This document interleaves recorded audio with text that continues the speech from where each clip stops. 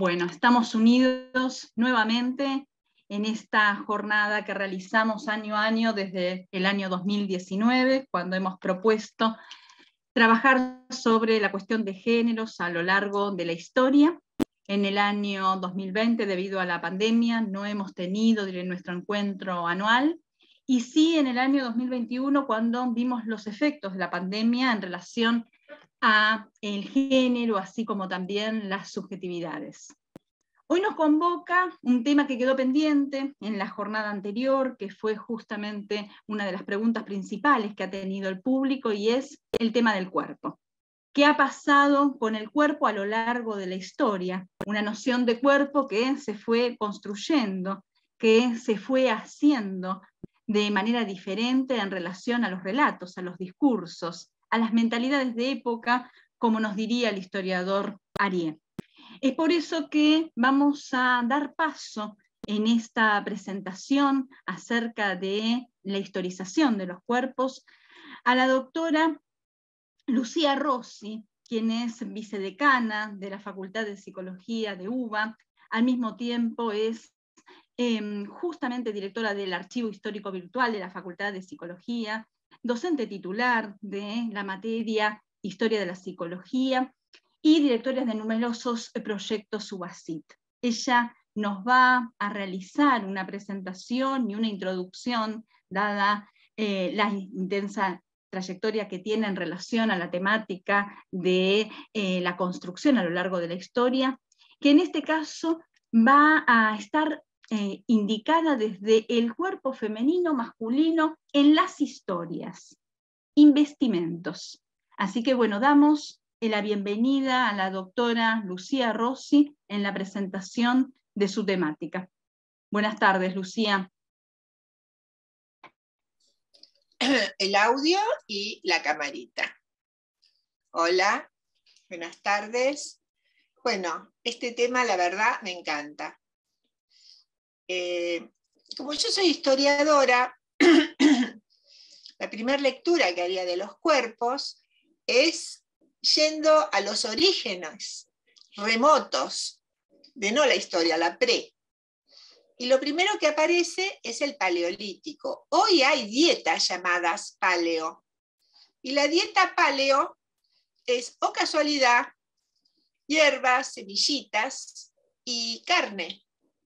Porque claro, es la época de los recolectores, cazadores. Recolectoras, diría yo, cazadores. Hay como una división ya de roles por género, por supuesto con cierta flexibilidad, pero las recolectoras somos nosotras. Por eso, Fedra, ¿vos podés poner mi PowerPoint? Por eso, las que saben qué se come, qué no, qué sirve después para sembrar, qué no, somos las mujeres. Ayer, fíjense los dibujos de las mujeres paleo y neo. Las paleo no sé si están figuradas, porque lo que sí sé es que las paleo son las que dibujan las cuevas, ¿sabían esto? La cueva de las manos se ha detectado en estos días que son manos de mujeres. ¡Wow! O sea que las pintoras éramos nosotras. En el paleo, que se dibujan los bisontes, los osos, las casas, las que quedaban en las cuevas cuidando el fuego, quizás éramos nosotras. Y se ha detectado que las manos son manos de mujeres. Así que bien, ahí hay una. Y el hombre es cazador, es cazador. Y hay veces que se ríen de la diferencia entre hombres y mujeres, diciendo que los hombres focalizan. La palabra tóxico, tox, griego, tax, ir hacia, que tiene que ver con las flechas, con focalizar la atención en la caza, tiene que ver con lo que ponen también en la punta de las flechas, que son los venenos, ¿no es cierto? El paleolítico es una época de recolectoras, cazadoras, y como se tienen que ir moviendo todo el tiempo, la imagen que tengo, que no está acá, es la imagen de unos guerreros guaraníticos, donde ella carga las hamacas, los bebés, la canasta con el agua y algunas frutas. Es como un hogar portante. Y él va desnudo con su arco, su flecha y su lanza. Ahí se los ve transhumantes, caminantes, caminadoras, como serían hoy las etíopes. Todos los ganadores de las carreras, ustedes saben de dónde son, ¿no?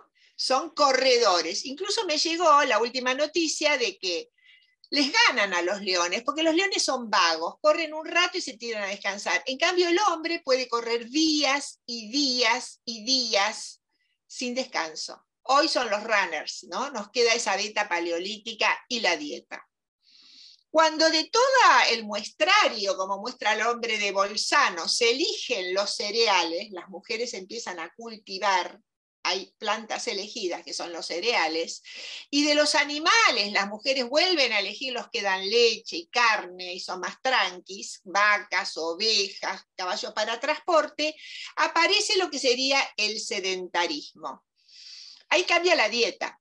De ese cambio tenemos enfermedades hoy, como la intolerancia a la lactosa por el exceso de ingesta de leche, los celíacos.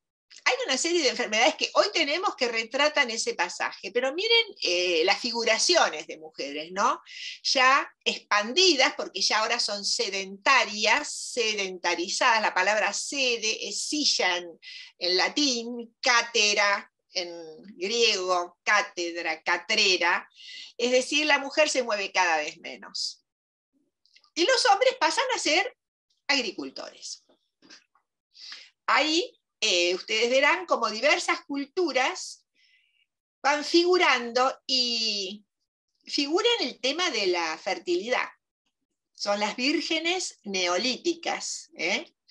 Hoy serían llamadas gordas. Y gorda es una palabra que está próxima, gruesa, dicen los gallegos, a el engorde cuando el cuerpo gana en calorías y en reservas para el embarazo, gana para la lactancia y solo vuelve a su forma natural después de un año y medio de lactancia, donde se necesita esa grasa para hacer leche.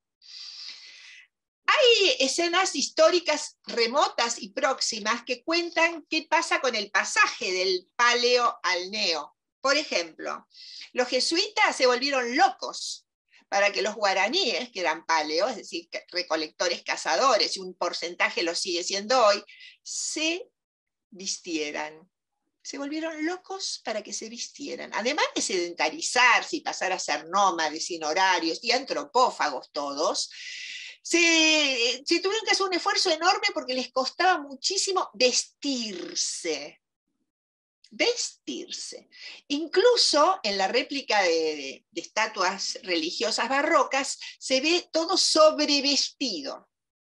Hasta qué sé yo, San Sebastián, que aparece desnudo, flechado, con cosas, lo hacen vestido ellos. Otro que se vuelve loco con el tema de la vestimenta es Patricio con los pictos. Veamos qué pasa con los pictos. Estos son miles de años para atrás. También paleo. Los pictos se pintan, por eso se llaman pictos. Salen desnudos en Escocia, Irlanda, desnudos con drogas y una piedra colgada, que la joya ocupa un lugar de trueque simbólico, vestidos de azul, vestidos. Fíjense que ya acá la palabra vestido va a tener que ver con pintarse, está ahí vestido.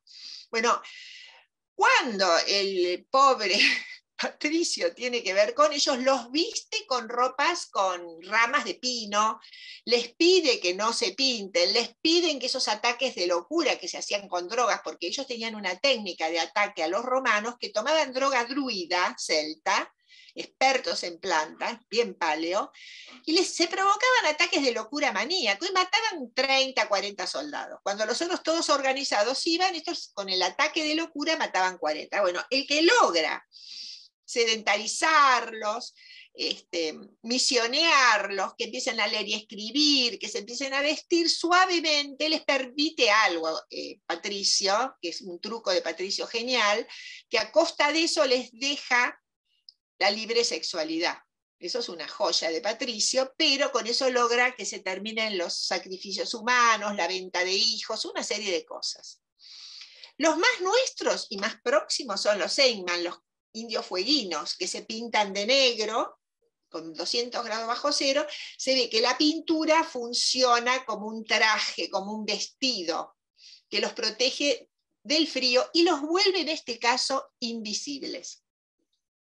Cierro el tema de la pintura, que es el antecesor del tatuaje, con un invento nuevo, un descubrimiento, que es que en una cueva, además de los basura, que es otro rasgo distintivo de los humanos, pasa a ver un poco, Fedra, la siguiente placa. Además de la basura, estos son cuadros de Sara Slapak, la fui a visitar para hacerle una nota, fíjense, ya estilizados, hombres, mujeres, son todos bien, son todas princesas neolíticas, digamos, ¿no? Pero lo que yo quería decir es que se descubre en unas líneas, en una cueva, además de la basura, con lo cual constata que había humanos, o sea, no esqueletitos de pez en su orden, sino todo un revoltijo, descubren unas líneas y en las líneas encuentran pinturas para cuerpo, blancas, negras, para cuerpo. Pigmentos en las líneas blanco, negro, rojo, es decir, el valor ritual de pintarse. Bueno, entrando entonces en el Paleolítico tenemos un tema con el cuerpo. El cuerpo se valora voluminoso, los pechos, el culo, la panza, todo lo que tenga que ver con maternidad está hipostasiado. En cambio, en el paleo se adivinan las manos, las pinturas rupestres, las manos. Bueno, si avanzamos, todo el juego entre desnudo y vestido va teniendo otros signos. Fíjense estas hay camas, ya están vestidas. Vamos un poquito al cuerpo clásico, que para mí es el cuerpo griego. No es este, pero después vamos a ir hasta este. No, el cuerpo griego, hay una división de roles. Los hombres van desnudos al gimnasio. La palabra gimnasio, gimnos, es decir, desnudo. Y por supuesto las mujeres tenían prohibido ir al gimnasio. Y es muy probable que se pintaran el cuerpo los hombres, en sus artes gimnásticas, el pentatlón, lanzamiento de jabalina, de disco, de balas, saltos, carreras, ¿no? Es decir, en eso participaban los varones desnudos. ¿Y las mujeres? Bueno, las mujeres estaban confinadas en la masía, lo que va a ser luego la domus romana, en el interior doméstico, que eran dueñas totales, pero fíjense que los griegos son especialistas en pliegues, en paños. La victoria de Samotracia viene todo con unos velos. Bueno, la mujer cuando sale de la casa tiene velos. Y después los griegos son especialistas en pliegues, y van a ser más bien los romanos, los que con los baños propicien más el desnudo. Pero hay un tema con el arte greco-romano desnudo, los cuerpos desnudos en los baños, cuerpos masculinos desnudos en la guerra, porque van pintados y con sus escudos, o en el gimnasio. La palabra gimnasio es el lugar de la desnudez. Las mujeres velo cuando se casan y velo para salir de la casa. La mujer que no se vela y anda en el ágora suelta es una mujer, es prostituta. Por eso la frase tan hermosa que nos queda de esas épocas, voy a agarrar la calle. ¿Qué madre no ha dicho eso hoy? Bueno, ¿qué pasa cuando viene el cristianismo? Decime, vos me vas diciendo los tiempos. Cuando viene el cristianismo, el cuerpo, y acá tengo los estudios de Peter Brown, el inglés, que es una joya, el cuerpo desnudo que se muestra enjollado en el baño, es vergonzoso por carne, por pecado, porque se propone otra identidad, que saca la carne, la saca de circulación y propone una identidad más espiritual, dicen la religión.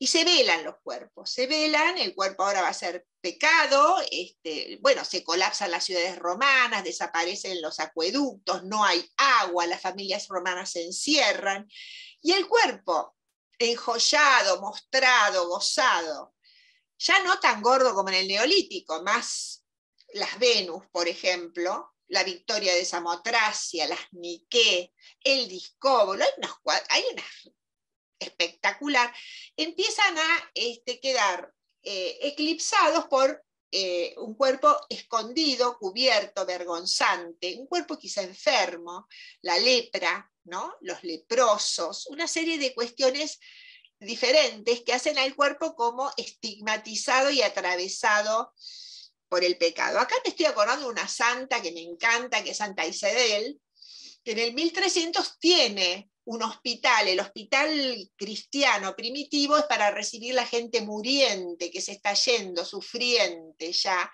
Viene después de las cruzadas, donde están todos deshechos y van a algún lugar para yacer, un lugar que los hospede. Y ella atendía este hospital, iba, tenía el médico una vez por semana, o sea que no es médico a la atención solamente, estaba... Y hay un momento donde el marido se le enoja, porque ha puesto un leproso en su cama. Cuando él abre la cama, es Jesús lleno de lepra, de estigmas, se produce el milagro de Santa Isabel, y el marido no puede decir nada. Chicas, miren qué truco meter un leproso en la cama, es Jesús, le dice ella. Bueno, al tiempo se muere el hombre, obviamente. Pero acá hay todo un tema entre el cuerpo sano, el cuerpo leproso, que muestra la... Y hay también otra saga muy loca en el sur de Francia, donde se supone que está María Magdalena, que es un cuerpo de María Magdalena todo rotoso, desgarrado, ¿no? Como lacerado, como culposo. Algunos testimonios, algunos... ¿cómo se llaman? Algunos, los apócrifos, que son algunos de los, dicen que ella era la chica de él, digamos, diríamos hoy, ¿no? Muy castigada y muy hermosa. Y ahí María Magdalena tiene su pelo largo siempre y perfumados con aceites de nardo. Bueno, entonces vamos viendo que hay un tema entre velar el cuerpo, mostrarlo, velar la cara. Fíjense que el velo, el chador de hoy, de los musulmanes, está heredando el velo griego, más que el romano. Está heredando el velo griego de las mujeres. El pelo recogido, si sos casado, tapado, que es hoy el de las gitanas, lo mismo. Es decir, heredan tradiciones que son milenarias. El pelo suelto está diciendo, hay deseo. Voy a ir a esta última parte. ¿Cómo voy con el tiempo, Vero? ¿Cuánto me queda? Queda poquito ya, 6 minutos. Bueno, en esos 6 minutos voy a decir algo del pelo. Porque otros arqueólogos lo que están diciendo es que es un rasgo de hominización el tema del pelo. ¿El tema del pelo en qué sentido? El homo, nosotros, el homo sapiens, mujeres y hombres, somos monos pelados. Es decir, a diferencia de nuestros primos, los monos, no tenemos pelo, por eso vestimentas, tatuajes, dibujos, joyas. ¿Pero qué descubren ellos? Que el pelo en el humano tiene crecimiento infinito. Ustedes no habrán visto una mona con trenzas o un mono con barba. Entonces lo que dicen estos arqueólogos es que el pelo se va a convertir en una señalética al otro género. A ver, Fedra, si pasamos ahora sí. Bueno, acá tenemos los pelos, ¿ves? Las barbas, las patillas, en el caso de los varones. Las mujeres, todas con el pelo recogido, vincha, recogido. Acá no hay ninguna mujer disponible, miren. Ninguna. Acá los hombres con las barbas, el manejo de las patillas. Hace poco leí que los Amish prohíben a los hombres el uso de bigote. Les dejan la barba de acá más infinita, tipo Lincoln, sería una barba nueva esa, porque tenés la Marx, la Mouchet, acá tenés la de los Mustache, la de, qué sé yo, tenés la de Poirot, tenés, qué sé yo, miles de barbas y pelos en los hombres, que se pelan, que es el hurón, que es la pelada que usan los punks, las trenzas de los... Bueno, hay miles, pero fíjense que el pelo es una señal al otro, y lo mismo las mujeres. Acá no hay ninguna mujer disponible para un tipo. Si ustedes van a la película, que eso está bien retratado en la película Troya, ella se perfuma el pelo con perfume, con aceites de nardo, miren, y él se la agarra del pelo y se la lleva. Él es Brad Pitt, Aquiles. Es decir, hay todo un tema, y hay una escena muy parecida entre María Magdalena y Jesús, que ella llora y le lava los pies a Jesús, le seca el pelo, le seca con su pelo los pies, y los discípulos, espantados por la escena esa erótica pura mostrada, le dicen, pero Jesús, ¿qué estás haciendo? Y él contesta, es que ella me ama como nadie, ninguno de ustedes lo sabe hacer. Es decir, acá hay todo un juego donde el pelo llama, el pelo muestra, el pelo esconde. Y hay una china que debe tener 2000 o 3000 años que se descubrió que tiene millones de trenzas con piedritas y está tatuada desde acá hasta la punta de los pies. Es decir, el tema del tatuaje, del escribir en el cuerpo, como hacía el Marqués de Sade, que escribía con sangre sus cuentos en su piel, la piel es papel para escribir. De manera tal que el investimento recubre muchas maneras y el pelo, fíjense entonces, el pelo en el humano, por eso hay peluquerías. Y no se olviden que en la pandemia abrieron primero los peluqueros que los psicólogos. Eso nunca me lo voy a olvidar, que muestra la importancia que tiene el arreglo del pelo. El corte de pelo, el primer corte, te cortaste, no te cortaste, vení que te corto, la tintura, el lavado del pelo, etc. Varones, chicas, acá, Fedra, me pusiste todas chicas. A ver la anterior, vamos a la anterior, porque ahí se ve, bueno, ahí se ve sin pan y sin familia, sin pan y sin trabajo, el de la gran inmigración, los gauchos, miren el chiripá de los gauchos, cómo se visten, y acá están las damas, será de un rosa, miren digo por el tema de los peinetones, ¿no es cierto? Los peinetones, los abanicos y el tema de la ropa en las mujeres. Creo que Rosa tiene un estudio hermosísimo del tema de la tela, las mujeres paloma en la época del conservadurismo, llenos de metros de tela y miriñaques y colas postizas y sombreros, y después de la guerra, que no hay plata, la ropa se acorta, se vuelve lisa, plena, lisa, cortita, que no hay plata. Se cortan el pelo por las invasiones de piojo, y tiene el Charleston, que es hermosa también, ¿no?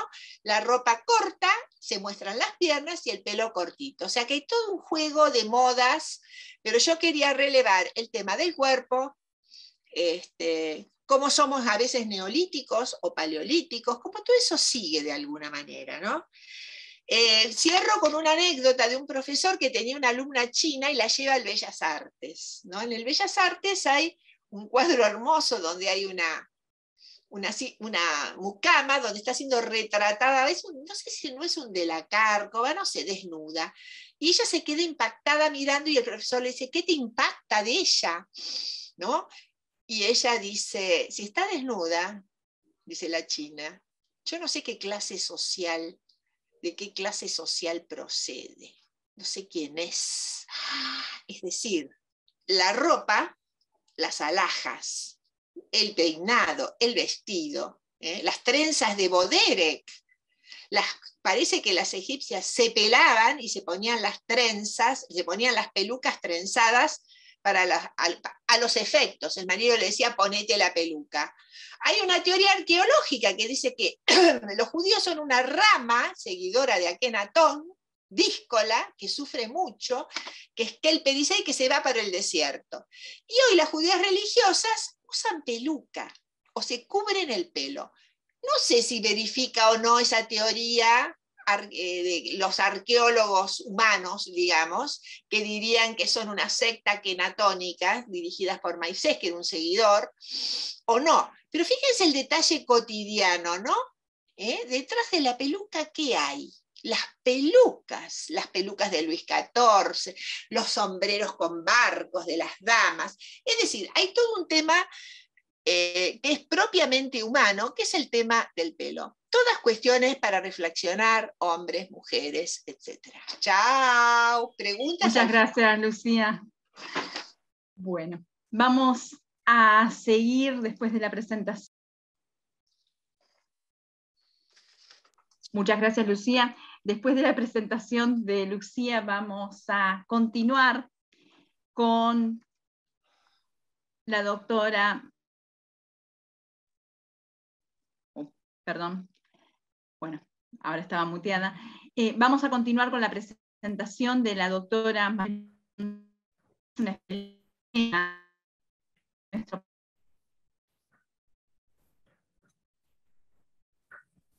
es directora del programa de estudios de género y subjetividad en la Facultad de Ciencias Empresariales UCES y también del programa postdoctoral en estudios de género.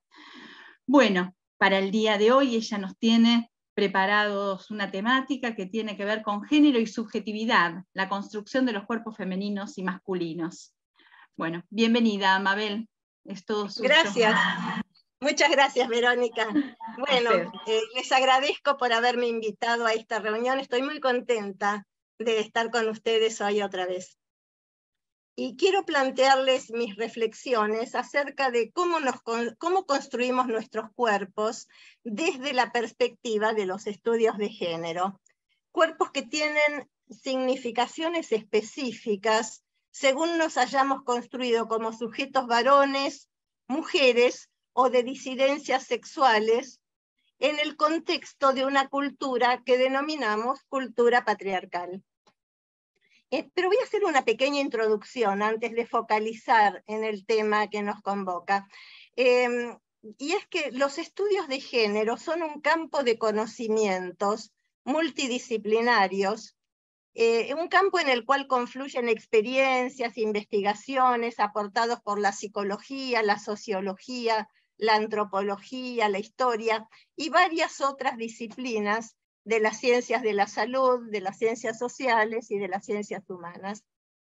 En esta oportunidad me va a interesar ver qué significaciones sociales y subjetivas que tiene en el patriarcado ubicarnos como mujeres o como varones o en posiciones no exclusivamente dicotómicas, varón-mujer, como lo hacen las personas con disidencias sexuales, dentro de un contexto relacional entre los géneros. ¿A qué me refiero? ¿A qué relaciones de género me refiero? Me refiero a las relaciones de poder, según las cuales nuestra cultura ha supuesto para los varones el poder racional y económico, y para las mujeres el poder de los afectos. Esta lógica binaria de la distribución de áreas de poder entre los géneros femenino y masculino viene de un largo recorrido histórico-social y político-económico. Este largo recorrido ha configurado subjetividades dicotómicas, femeninas, masculinas, y que fueron más acentuadas a partir de un momento histórico-social, como fue el de la Revolución Industrial. La Revolución Industrial en Occidente fue una revolución que transformó los modos de pensar, de sentir, de amar, de vivir en familia y de trabajar. Y esto fue consecuencia de los cambios que se produjeron en la esfera del trabajo. Yo voy a destacar solo algunos aspectos de estas transformaciones que dieron lugar a lo que se llamó luego el periodo de la modernidad en Occidente.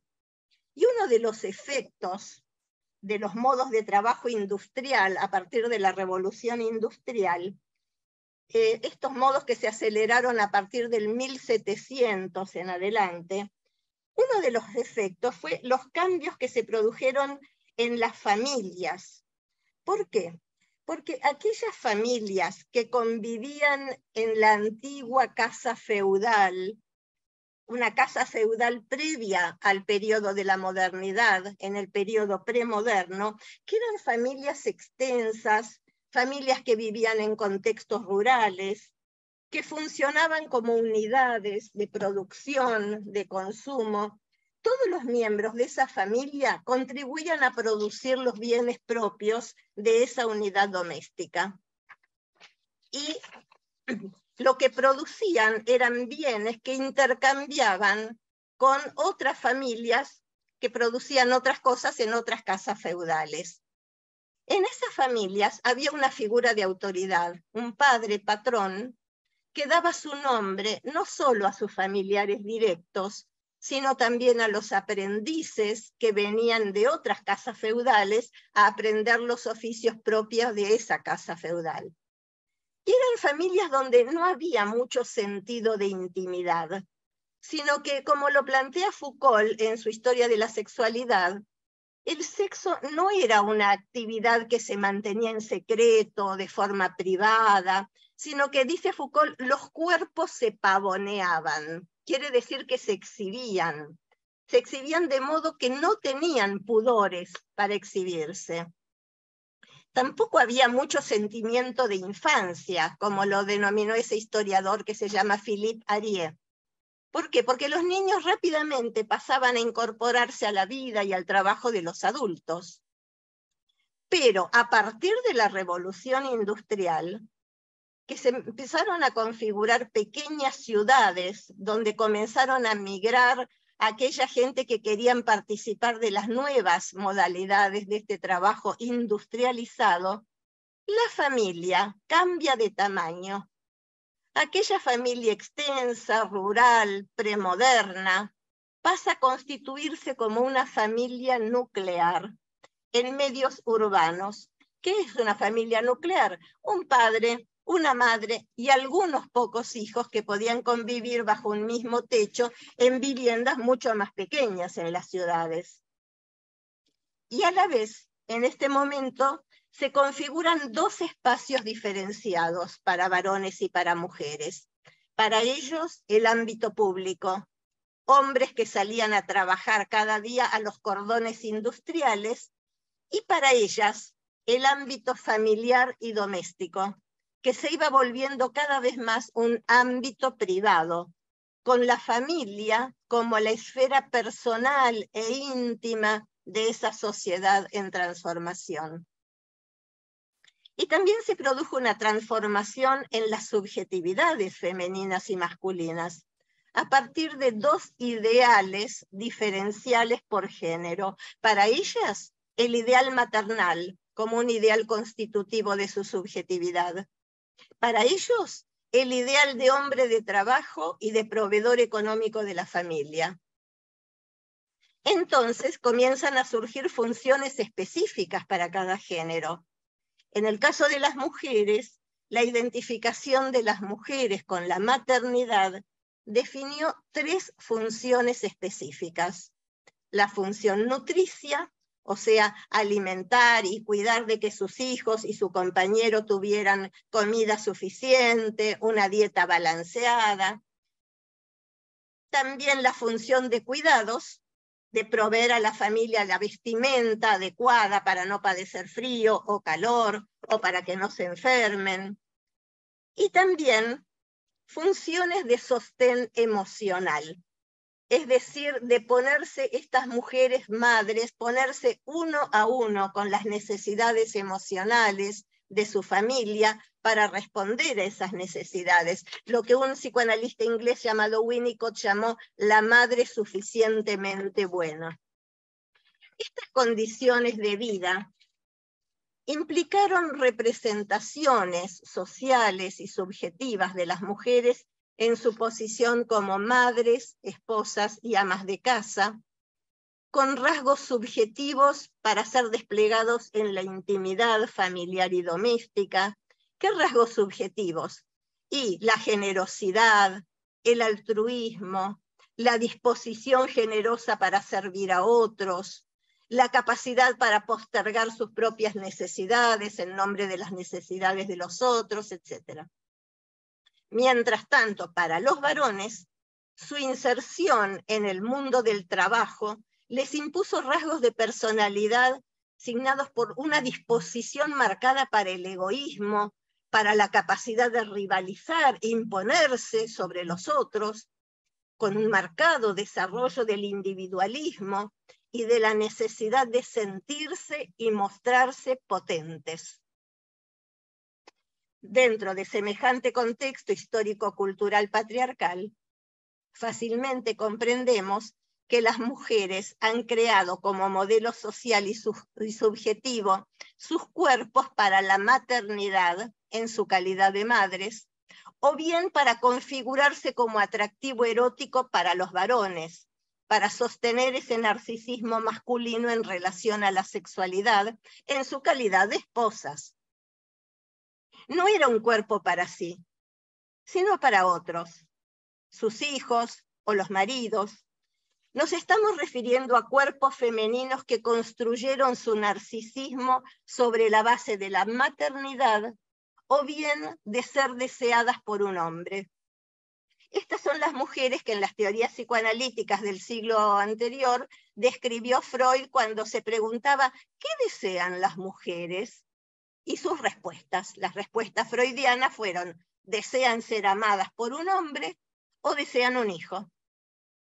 A esta modalidad deseante las describió Freud como femineidades normales, o sea, construir deseos y cuerpos deseantes que expresen su exclusividad y que están disponibles en el mundo familiar y doméstico en las vidas privadas. Y en estos binarismos de género, los varones han construido cuerpos para la batalla, ya sea en el terreno laboral o en la conquista de nuevos territorios, en contextos de guerra. Cuerpos como máquinas de guerra, cuando se imponía la figura del hombre guerrero y conquistador. O bien cuerpos como aparatos, a partir de la sociedad industrial y el avance de los recursos mecánicos.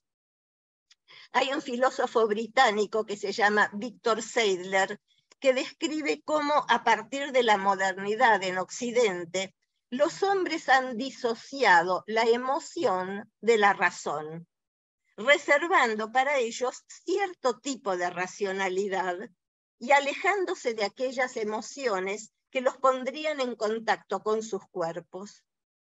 Según este filósofo, la sexualidad masculina es percibida por ellos como del orden de la naturaleza, como si fuera una fuerza o una necesidad irresistible que viene del cuerpo. La idea, a partir de la modernidad en Occidente, es que una vez que los hombres han sido sexualmente excitados, ya no pueden ser responsabilizados por lo que origina o es causa de su excitación, ni por las consecuencias irrefrenables que resulten de sentirse excitados. Desde esta perspectiva, suponen que son las mujeres las agentes o causas de su excitación. Dicen, ella me provocó.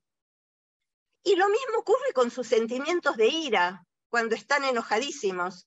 Suponen que alguien o algo los provoca y que su reacción formaría parte de su, entre comillas, naturaleza animal, con muchas dificultades para hacer un procesamiento subjetivo de esos desarrollos emocionales.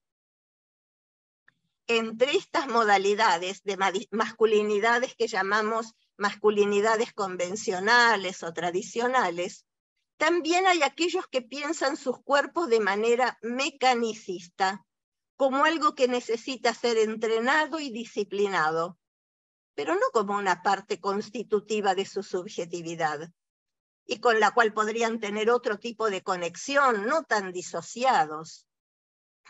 La idea general es que ellos atribuyen a sus cuerpos como un aspecto de sí que tienen sus propias necesidades y que estas necesidades son animales y que deben ser regulados y controlados desde cierta racionalidad. El supuesto es que el cuerpo solo podría ser tomado en cuenta cuando falla de alguna manera. De lo contrario, debería estar ahí disponible para cualquier impulso, cualquier necesidad, equiparando el cuerpo a una máquina o a un aparato, y que cuando presenta fallas o claudicaciones les despierte enojo, a veces miedo por lo que falla. Lo que quise comentarles es que estas son algunas de las consecuencias de la inserción social y subjetiva de los varones con cuerpos para ser desplegados en el ámbito público, así como también para recibir la aprobación de los otros varones, ante quienes debería exhibir cuerpos como corazas que no perciban el dolor o el cansancio. Pero actualmente, desde la década de los 80 o 90 del siglo pasado, nos hemos encontrado con una nueva revolución, la revolución tecnológica, que se expresa en el mundo de las comunicaciones, de la informática y de la tecnociencia, dando lugar a aquello que se ha llamado la postmodernidad.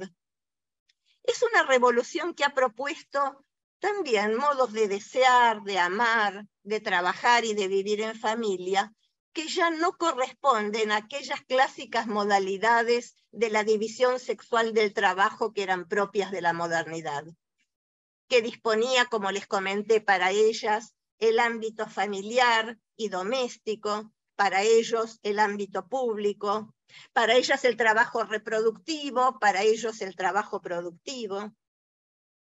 Y estamos asistiendo a nuevas modalidades patriarcales que se expresan con gran violencia hacia las mujeres y los cuerpos feminizados.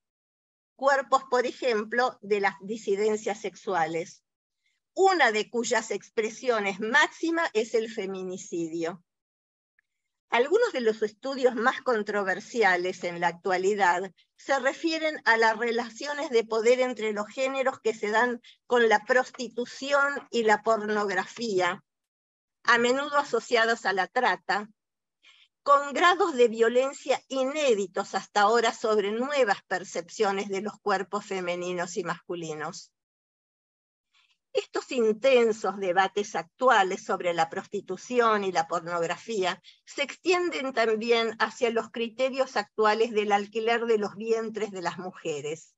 O sea, estamos ante novedosas formas de explotación de los cuerpos de las mujeres, tanto en el sentido del erotismo, como les decía, para sostener el narcisismo fálico de los varones cuando se las utiliza para la pornografía o para la prostitución, como en el sentido de para satisfacer deseos reproductivos de personas, generalmente varones, contratando vientres de mujeres para llevar a cabo embarazos buscados.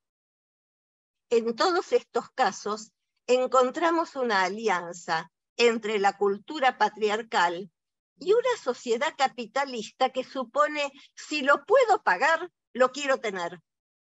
Y que en el caso de los cuerpos de las mujeres, tanto para la sexualidad como para la reproducción, indicaría una frase así, diría, por más pobre que tú seas, tienes un capital que reside en tu cuerpo, y de ti depende que explotes y hagas rendir adecuadamente el capital que posees.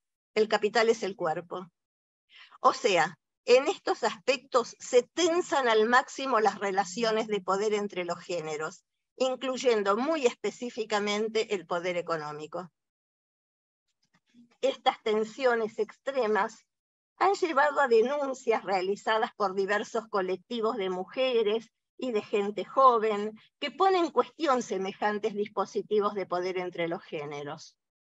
Estos movimientos, tales como el colectivo Ni Una Menos en Argentina, han traído como efecto que también a algunos colectivos de varones que deconstruyen su masculinidad, poniendo en cuestión las clásicas relaciones de poder entre los géneros y al interior del mismo género, por ejemplo, entre los varones. Algunos de estos cuestionamientos se refieren a la expresión de la violencia, violencia visible o invisible, a los alardes de coraje y de violencia de sus pares entre los varones, así como también de aquellos hombres que revisan su ejercicio de la paternidad, tratando de poner el cuerpo, el tiempo y su aproximación emocional con más cercanía, con más disposición para la crianza de sus hijos. Estamos ante situaciones de grandes cambios sociales y subjetivos, debido a los cuales tenemos que estar al mismo tiempo muy alertas ante los riesgos de una reacción conservadora que pretenda imponer aquellos tiempos tradicionales en las relaciones de poder entre los géneros. Pero al mismo tiempo procuramos una visión esperanzadora de que otro mundo es posible. Bueno, esto es lo que quería transmitirles. Gracias. Muchísimas gracias, Mabel. Bueno, continuando con nuestras presentaciones, vamos a la doctora Fedra Feijó, que es doctora por la Universidad de Buenos Aires, al mismo tiempo es magíster en docencia universitaria, y docente de la asignatura Historia de la Psicología, junto con la coordinación del Archivo Histórico Virtual de la Facultad de Psicología de la misma UBA. Ella nos va a hacer una presentación del libro Mujeres, Cuerpos Expropiados, que abordan historias clínicas de mujeres internadas en el Instituto Frenopático de Buenos Aires entre 1900 y 1930. Adelante, Fedra. Bueno, Verónica, muchas gracias por la presentación y por la invitación. Siempre es un placer participar de esta jornada tan interesante. Y bueno, voy a compartir un poco algunos aspectos del libro, un libro que también tiene obviamente su historia. Es un libro que inicia como un proyecto de extensión en el cual dentro de la Cátedra de Historia de la Psicología de la UBA con la profesora Rossi empezamos a hacer la historia del frenopático y nos encontramos entonces con una biblioteca llena de historias clínicas que durante mucho tiempo nadie había estado mirando. Y cuando las abrimos nos empezamos a encontrar con un montón de material sumamente interesante, que incluía desde las historias clínicas, con los relatos de los médicos, las firmas, sus indicaciones diarias en algunos casos, estudios médicos, pero también principalmente lo que nos llamó la atención, aunque siempre nos quedó un poco el tema del procesamiento de esa información, eran las cartas. Había muchas cartas escritas por mujeres, que pedían principalmente, bueno, venir a buscar, sacame de acá, me voy a portar bien, y que fueron como quizás lo que más nos impactó en un primer momento y nos hizo ir a focalizar en cómo eran estas historias clínicas de mujeres. Ese proyecto de extensión se transformó posteriormente en mi tesis de doctorado y posteriormente en este libro que recopila la tesis. Por una lógica relacionada con la docencia y con que uno trabaja con alumnos que realizan su tesis, el libro reproduce muy cercanamente lo que fue los capítulos de esa tesis. Así que bueno, el título Mujeres, Cuerpos Expropiados nació en relación a una frase de un texto de Franca Basaglia, en la cual hablaba de esta ceremonia que es la internación de un paciente psiquiátrico. Ella se dedicaba también a lo que tiene que ver con las mujeres, así que hablaba de la internación psiquiátrica de estas mujeres, en la cual la apropiación de ese cuerpo, poder ser dueña de ese cuerpo, al pasar por esta ceremonia, digamos, de entrar en el hospital psiquiátrico, perdía un montón de sus aspectos, ¿sí? Pensemos que cambia el nombre, ¿sí? Empieza a ser la paciente o llamada por su apellido, cambia la vestimenta, con todo lo que también me parece que nos ilustró la profesora Rossi, sobre la importancia y lo que uno dice con la ropa, la identidad, la rutina. Ese cuerpo empieza a entrar en una rutina que no es propia, que es del hospital, que intenta regular su ciclo, se come 1 hora, se despierta 1 hora. Entonces, esa palabra, cuando leí esos textos, me resultó tan cercana, tan fuerte, que bueno, finalmente terminé dejándola como parte del título. Así que este libro lo que va a hacer es relatar las historias clínicas, algunos análisis realizados sobre historias clínicas de mujeres que estuvieron internadas en el Instituto Frenopático de Buenos Aires entre 1900 y 1930. Bueno, el recorte temporal fue necesario, obviamente, para acotar la tesis, porque bueno, entendemos que cada periodo, cada contexto político nos da un marco sobre el cual se legisla, sobre el cual se nombra, sobre el cual se establecen ideales sobre estas mujeres, y entonces hice un análisis en relación a estos periodos, que de acuerdo a las líneas históricas que seguimos en la cátedra, nosotros ubicamos 2 periodos, lo que tiene que ver con un primer periodo entre 1900 y 1916 que llamamos un naturalismo conservador, y una segunda etapa de 1916 a 1930 que lo nombramos como un humanismo espiritualista de la primera posguerra. Entonces la idea de la tesis era un poco hacer un análisis estructural y discursivo de esas tesis y ver si había algún cambio de acuerdo al contexto político en cómo estos médicos, bueno, coincidiendo también con lo que decía la profesora Burin, estos médicos que era un cuerpo conformado por hombres, que analizaban los comportamientos de las mujeres, los cuerpos de las mujeres, si había alguna diferencia entre el primer y el segundo momento y cómo era en cada uno de los diferentes modelos de historias clínicas que iban apareciendo. Como marco metodológico, bueno, se utilizó la contextualización del lugar de la mujer en diferentes discursos, se hizo un análisis discursivo de la letra, de lo que se decía en estas historias clínicas, y también se hizo una recopilación de lo que es la historia de los estudios sobre registros patográficos, sobre la historia clínica. Ahí partiendo de las primeras historias clínicas, la historia hipocrática, que aparece como la primera historia clínica bien estructurada, se hizo un pequeño recopilación de diferentes atravesamientos para poder entender los modelos de historia clínica que llegaron a Argentina en este momento, entre 1900 y 1930. Bueno, lo que encontré en estos años, en estos 30 años, fue que usaron 4 modelos diferentes de historias clínicas, una que se utilizó en 1900, otra que se utilizó en 1906 y 1907, otra que se utilizó entre 1906 y 1910, y finalmente una que se utilizó en 1922.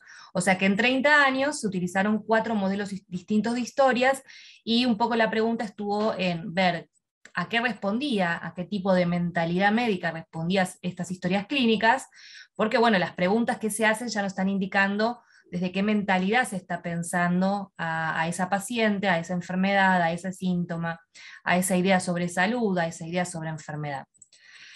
Entonces, bueno, la tesis tiene una parte en la cual se analizan los discursos, en las cuales por una cuestión de tiempo no voy a poder desarrollar, pero sí dar cuenta de que avanza, primero pensando a la mujer en el discurso de la época a nivel social, también a nivel jurídico, y finalmente teniendo en cuenta al nivel de las ideas psiquiátricas de la época.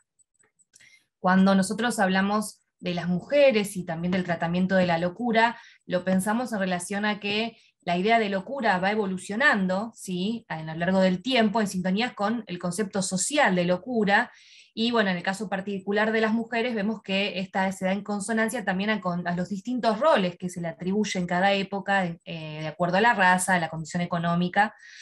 Digamos que hay en cada época un ideal, y a nivel social, a nivel jurídico, también se legisla y se sanciona a lo enfermo en consonancia con estas ideas que hay. Entonces, a esto hacemos referencia cuando hablamos de que esta idea de locura va evolucionando en el tiempo de acuerdo a estos marcos sociales. Bueno, cuando estamos en este periodo, lo que vemos es que, bueno, durante el siglo XIX y XX hubo un determinado tipo de ideas sobre saber, sobre la medicina, que establecía anatomías que eran consideradas adecuadas y a otras que eran consideradas anómalas para la mujer y para el hombre, de acuerdo a una idea dicotómica y opuesta de los géneros. En esto habló mucho la profesora Burín, en relación a cómo se establecían diferentes roles, la mujer dentro de la casa, dedicada a la maternidad, al rol de cuidadora, el ejemplo moral de la casa, el ejemplo para la madre, a nivel social, la formadora de los ciudadanos del día de mañana, ¿no? Y el hombre era aquel que estaba en la esfera pública, que se dedicaba al trabajo, a la política. Pensemos que en el periodo que yo elegí, en la primera parte, muchísima de la población directamente no votaba, y al sancionarse la ley Sáenz Peña, la población conocida como se me fue la palabra, derecho para votar de todos los ciudadanos, queda absolutamente excluida la mujer, no es considerada en esta categoría. Entonces ahí vemos bien claramente cómo era considerada parte de la esfera privada la mujer, y el hombre trabajaba y hacía sus actividades en la esfera pública. Entonces muchas actividades que la mujer pudiera querer realizar eran consideradas como que no estaban adecuadas a ese rol, y entonces eran sancionadas, y en algunos casos eran condenadas como enfermedades. Entonces, bueno, estas ideas del saber médico de la época, vemos el cuerpo entendido como, bueno, el cuerpo objetivo, el cuerpo perfecto, se estructuraba en función a un cuerpo de un hombre, y de esta manera muchas condiciones y características particulares del cuerpo femenino quedaban encuadradas como irregulares en esta comparación, en esta dicotomía. Muchas cuestiones relacionadas a la menstruación, a sus ciclos hormonales, a estas cuestiones eran consideradas incluso patológicas en las mujeres por esta dicotomía. Bueno, entrando entonces en las historias clínicas, lo que empezamos a ver es que cada época de la medicina tiene diferentes vicisitudes, y cada momento está atravesado entonces por diferentes características de la época y del lugar, y esto se ve plasmado en este tipo de documentos que son las historias clínicas. Y en eso encontraba yo la riqueza de poder analizarlas. El análisis se realizó de dos niveles. Por un lado, el análisis estructural, o sea, este formato que ustedes ven que está como impreso y que el médico tiene que completar. Entonces, estas cosas que ya están preestablecidas, que el médico tiene que preguntar, nos dan una estructura de la mentalidad médica presente en esas historias clínicas. Y por otro lado, el análisis discursivo nos permite pensar cómo son las figuras discursivas, cuáles son más importantes, dónde están los lugares de poder, a quién se escucha, a quién no se escucha, a quién se le pregunta, qué se dice. Y entonces se realizó una recopilación de las influencias, principalmente europeas, que afectaron el pensamiento médico-psiquiátrico local y que influyeron en cómo se fueron construyendo estas historias clínicas.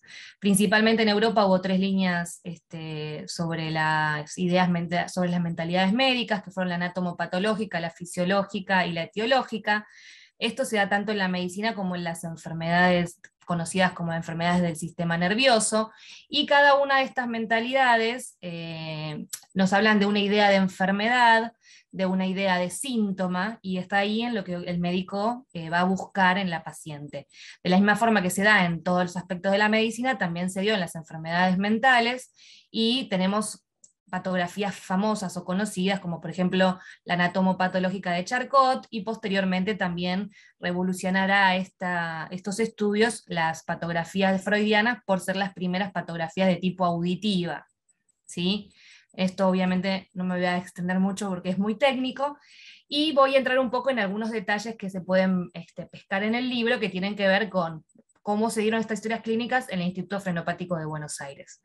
El Instituto Frenopático de Buenos Aires se caracterizó por ser una institución privada. Eso obviamente va a generar un sesgo en relación a los pacientes que se internaban ahí, porque hay una cuestión sobre el poder adquisitivo de esos pacientes que tenían la posibilidad económica de internarse ahí, de su familia internarlo ahí. Y coincide esta fundación de esta institución con un momento en Argentina en el cual se está formando la primera matriz psiquiátrica, las cátedras de salud mental, se empieza a fundar los primeros manicomios o instituciones de estas características.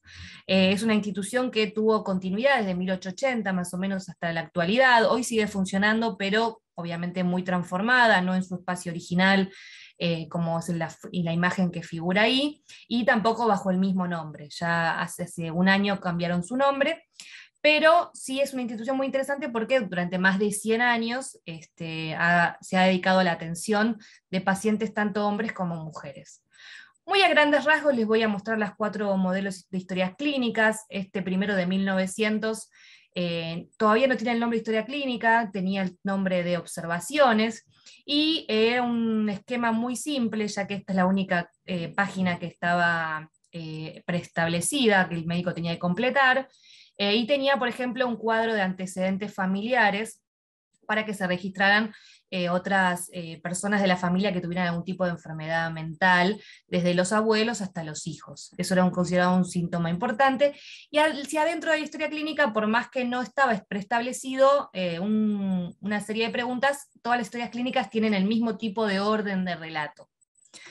Esto va a cambiar un poco ya más hacia 1906 y 1907, aunque estamos todavía dentro de un naturalismo conservador, porque empieza a haber un formulario donde hay que establecer muchas más categorías. Ya está preestablecidas ciertas preguntas que se tienen que hacer a la paciente, que en realidad, ya les voy adelantando, cuando hacemos un análisis discursivo no se le pregunta nada a la paciente, se le pregunta a los familiares que le internan, y por ejemplo en esta historia se empieza a preguntar quién la interna, queda sentado. La mayoría de las pacientes son internadas por una persona de género masculino, generalmente el padre o el esposo. Esta característica de esta historia clínica, por ejemplo, es que aparecen la categoría en la que se ingresan las pacientes, de acuerdo al poder adquisitivo, el tipo de hospedaje que podía pagar la familia. Se registran cuestiones relacionadas, por ejemplo, a si es una hija legítima o no, de qué religión es. Se utiliza la palabra secuestrar a la paciente, quién es la persona que la lleva a la internación, bueno, queda asignado como cuál fue la persona que secuestra a la paciente. Y bueno, es una de las características, y tiene muchos más ítems hacia el interior. Ya hacia 1907 a 1911 volvemos a un modelo de historia clínica que se parece al de 1900, ya que desaparecen muchos de estos términos que se piden, muchos de estos ítems, y aparece una historia clínica mucho más escueta, y donde el médico tiene que estructurar, de acuerdo a lo que parece, lo que va escribiendo. Lo que sí sigue habiendo una continuidad es que se registra quién es la persona que le interna, y si con esto coinciden todos los modelos de historia clínica, generalmente a una mujer es internada por un hombre, padre o esposo en la mayoría de los casos. El último modelo de historia clínica sí resalta por su diferencia, ya desde 1922, ya estamos en otro periodo, en otro contexto social y político, con otras ideas también para la psicología, por eso lo llamamos un humanismo espiritualista de la primera posguerra, y es una historia clínica muy larga, extremadamente larga. Aparece el espacio para la fotografía, aunque en ningún momento aparece la foto del paciente en este modelo. Lo que llegamos a la conclusión es que probablemente esta historia clínica se tomó de alguna institución, este modelo se tomó de una institución pública en la cual sí se asignaban fotografía de los pacientes, y en esta, ser una institución privada, no se asignaba la foto, ya que en ningún caso hay foto. Y lo que vemos es que es extremadamente exhaustiva, hay un montón de características, hay mediciones, se mide el cráneo, y un montón de detalles anatómicos que se plantean. Dicho esto, lo que tiene que ver más con lo estructural, que obviamente se desarrolla mucho más extensamente en la tesis y en el libro, encontramos una riqueza en lo que fue el análisis discursivo. Bueno, les adelanté que no hay discurso presente de las pacientes, no hay dichos de la paciente, no se le pregunta a la paciente qué pasa con su padecimiento, cómo inició su enfermedad, ni tampoco se le pregunta sobre sus antecedentes, sino que es a la persona que la interna a la cual se le pregunta estos datos. Queda asignada en las historias clínicas que se le pregunta al padre, al marido, bueno, cómo inició la enfermedad de la paciente, cuándo usted notó que empezó a tener alguna irregularidad. Y bueno, el trabajo de discursivo tuvo que ver con esto, con encontrar en cada uno de estos momentos de las historias clínicas cómo eran denominadas las pacientes. Ahí vemos, por ejemplo, características como que en algunos momentos se la llama de acuerdo a a si está casada o no está casada. Entonces hay pacientes jóvenes que son consideradas señoras porque están casadas, y pacientes grandes que se les dice señorita o esta niña cuando es una persona de mayor edad, pero no está casada. Aparecen también figuras discursivas a las cuales que se le da principal lugar, que tiene que ver con esto el discurso de la familia es siempre el esposo, el hijo, el padre, y la foto de la paciente es algo que no aparece. También se establecen las ideas de los diagnósticos, cómo son los diagnósticos, cómo son los tratamientos. En todas las historias clínicas analizadas, que fueron 50 historias clínicas de mujeres de este periodo, lo que vemos es que el tratamiento hasta esa época tenía que ver con la hidroterapia, con mantener una regularidad en el sueño, en la alimentación, y eso nos va dando una idea de lo que es la salud y la enfermedad en este periodo, y cuál es el ideal que se espera de la mujer. En todas las historias clínicas lo que encontramos en estos 30 años es que el ideal se mantiene constante, tiene que ver con que haya una mujer que sea sumisa a la autoridad, tanto del médico como de la familia, que no sea ni muy alegre ni poco alegre, que ni sea ni muy comunicativa ni poco comunicativa, como que se mantenga una regularidad, que sea cariñosa, que sea una buena madre, una hija obediente, que sea una madre devota, que se preocupe por sus hijos. ¿Sí? Se mantiene en esta idea de un ideal característico femenino de la época, y la enfermedad no está atada a síntomas llamativos y psiquiátricos, sino como a estos aspectos, en algunos grados más sutiles, en otros más exagerados, de la mujer corrida del lugar de este ideal. Finalmente, bueno, algunas conclusiones se las he ido adelantando. Hay una continuidad en relación a lo social, a lo jurídico y a lo psiquiátrico en estos ideales, en esta idea de una madre, de una mujer sumisa ante una autoridad paterna. El médico también encarna este lugar, y bueno, muchos más detalles se pueden desarrollar en la tesis, obviamente, pero en líneas generales, como para que les quede una idea cerrada del tema.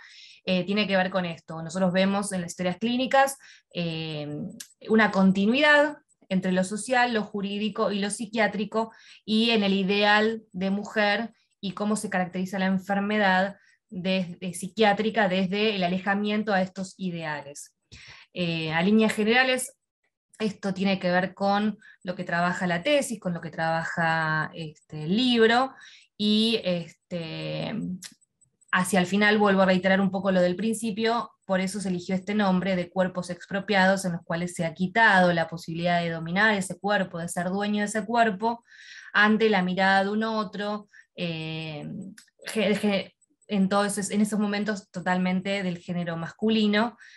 Y bueno, y por eso un poco la idea de esta presentación y la continuidad con lo que es esta jornada sobre cuerpos en la historia. Verónica, yo con esto termino la presentación y te dejo continuar. Muchísimas gracias, Fedra. Como verán, está habiendo una línea de continuidad, más allá de que las participantes han tomado temas distintos, hay puntos de encuentro bastante visibles que, bueno, después debatiremos al final, ¿sí? Nuestra próxima participante es la doctora Aldana Greenhouse. Bueno, es doctora y licenciada por la Universidad de Buenos Aires, es especialista en estadística para ciencias de la salud en la Facultad de Ciencias Exactas y profesora de la Universidad de Defensa Nacional. También es docente de la materia Teoría y Técnica de Exploración y Diagnóstico por la Facultad de Psicología de la Universidad de Buenos Aires y de Palermo. Y ella de lo que nos va a hablar es del atravesamiento de la culpa y los mandatos en la construcción del cuerpo en las maternidades, el cuerpo ajeno. Bienvenida, Sol, podés dar comienzo a tu presentación. Gracias, Vero, muchas gracias por la presentación. Gracias, Vero Fernández, le voy a agregar seriedad. Muchas gracias por tu invitación a este espacio, lo valoro mucho. Agradezco mucho por tu iniciativa y que la Universidad de Palermo también nos dé el espacio para poder hablar de estos temas. Bueno, voy a compartir la presentación. Invito a los que estén escuchando, si quieren ir dejando sus comentarios en el chat, no nos permiten habilitar micrófono, ¿no? A los que están escuchando, pero bueno, los invitamos a comentar en el chat y después, como dijo Vero, retomamos el debate. Bueno, tal como comentó la profe Vero Fernández, el tema que yo elegí para hablar hoy es el atravesamiento de la culpa y los mandatos en la construcción del cuerpo, en las maternidades. Y lo mencioné como cuerpo ajeno porque ahora les voy a mostrar, pero a partir de este trabajo se me ocurrió entrevistar a muchas madres en la actualidad, algunas digamos que han nacido sus hijos hace poquito, otras que bueno, ya son madres hace muchos años, otras que todavía no lo son, pero están con el deseo. Y bueno, a partir de estos discursos lo que yo noté es que a partir de la maternidad, o desde la iniciativa misma de ejercer la maternidad, el cuerpo es como que pierde sus límites, se desdibuja la frontera entre lo mío y lo del otro.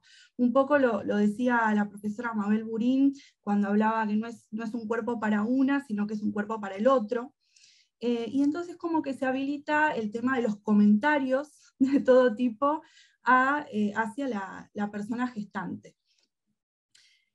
Incluso hacia las mujeres que deciden no ser madres, ¿no? Esta cuestión del mandato, la mujer que se revela ante ese mandato, ¿por qué no sos mamá? ¿Cuánto falta para que seas mamá?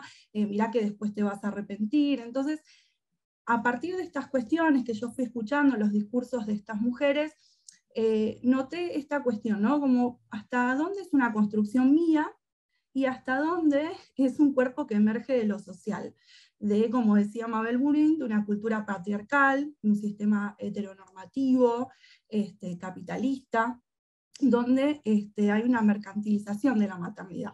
Entonces, bueno, un poco voy recorriendo esto.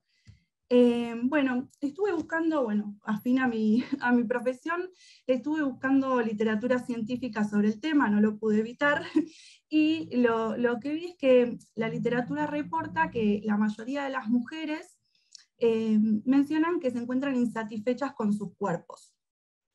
Y lo que me llamó la atención era esta cuestión que hacían alusión a la exposición, que hoy en día es mucho más severa ante los diferentes medios sociales.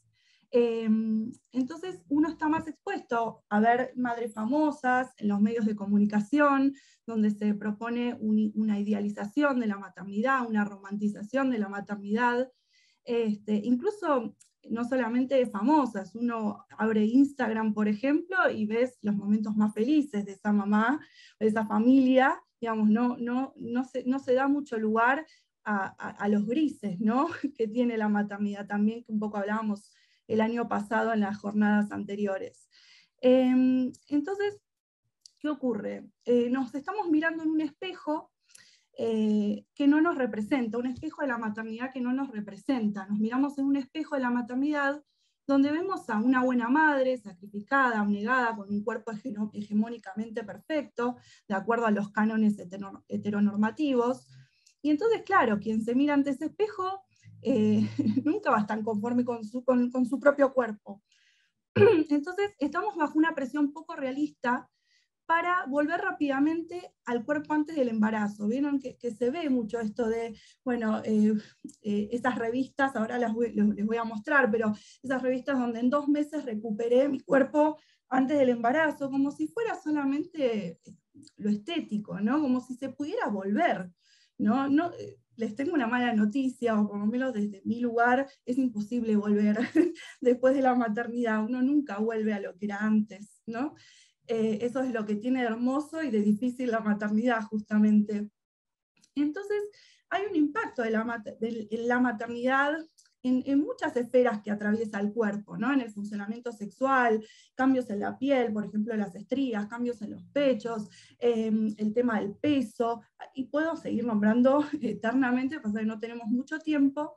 Y después, bueno, todos estos ideales, esta romantización que hay en la maternidad, van a generar también, van a reproducir, van a ser funcionales a la idea de un cuerpo conceptualizado como objeto, un objeto moldeado por lo social, ¿sí? O sea, entonces ahora vamos a ir viendo un poco. Y otra cosa que noté en la literatura es que las mujeres, cuando se les dice que definan a sus cuerpos, fíjense las palabras que utilizan, súper fuerte, tambaleante, flácido, repulsivo, repugnante, caído, roto, destruido. Esas son las palabras que utilizan para adjetivar sus cuerpos. Aquí estuve leyendo un artículo, se los comparto porque me gustó mucho, por si después lo quieren buscar. Bueno, en este artículo Sally Johnson lo que dice es que ella habla de la metáfora elástica, como esta idea de elástica en el sentido de va y vuelve, como esta idea de puedo ir y volver de la maternidad como se me antoja, como los otros quieren que se haga, ¿no? Esta cosa de aquí no ha pasado nada, vuelvo a mi peso anterior, vuelvo a producir, a mi trabajo, vuelvo digamos, a la vida como era antes, aquí nunca parí, nunca fui mamá, todo eso queda para mi intimidad. Ahora, para el afuera tengo que ser la misma que era antes, porque si no, no me puedo ajustar a esos cánones, ¿no? Entonces, está esta cuestión de la construcción del cuerpo, objeto estético, que perpetúa el objeto posparto como un cuerpo, el cuerpo del puerperio, ¿no? Como en necesidad de reparación, ¿no? Esto es lo que yo notaba. Y se espera que las nuevas madres recuperen su antes del embarazo tan pronto como sea posible. Y miren, los invito a ver un recorrido de lo que estamos expuestas todo el tiempo. Esto es una muestra, pero hay 1 millón más. Bueno, acá tenemos a Emilia Tías, que dice que el embarazo fue el regalo del cielo. Después tenemos acá a Lola Ponce, que qué suerte, recuperó el cuerpo en 10 días, gracias a la lactancia. Tenemos, este me encantó, miren, este lo puso también Mujeres que no fueron tapa. Fíjense lo que nos preguntamos las mujeres con la maternidad, ¿no? Fíjense, ¿cómo recuperar el peso? ¿Cuándo retomar la actividad física? ¿Qué pasará con el sexo? O sea, es banalizar, digamos, todo lo que nos pasa con la maternidad, ¿no?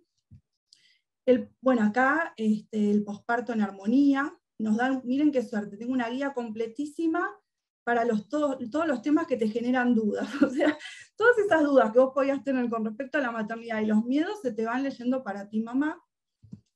Bueno, acá tenemos a Luli Fernández, que nos propone cómo evitar las manchas en el verano.